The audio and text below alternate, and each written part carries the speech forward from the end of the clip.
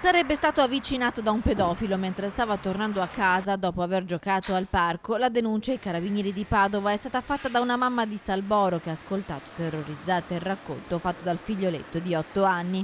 Il bimbo, rientrato in ritardo, ha detto alla mamma di aver perso tempo perché un uomo a bordo di una macchina azzurrina lo ha avvicinato chiedendo indicazioni stradali.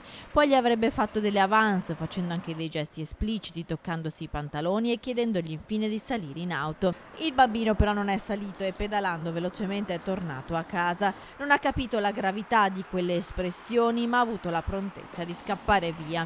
La mamma, sconvolta dal racconto, ha deciso di sporgere subito denuncia. Il bambino ha raccontato alla mamma di essere stato adescato dal pedofilo proprio qui, tra il ristorante La Locanda e l'edicola. Erano circa le 3 del pomeriggio di domenica. Il bambino avrebbe fornito anche parecchi dettagli. Lo ha descritto come un ragazzo giovane, capelli rasati ai lati e ricci nella parte centrale, carnagione olivastra, barba e baffi radi. Indossava un giubbotto nero, pantaloni sportivi scuri e scarpe da ginnastica.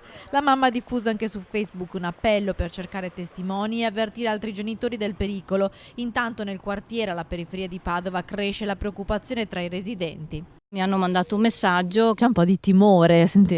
Beh, certo che insomma qua vicino, anche qui così in centro città, è un po' particolare insomma il discorso.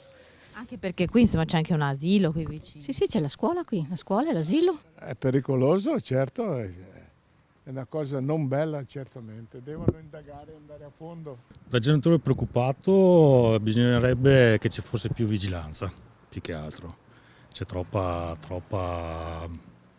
malvagità verso i bambini. Mi sembra strano, sì, che non sono mai successi casi così. Non so adesso. Lei che ha il negozio qui non ha mai sentito né visto persone strane? No, assolutamente.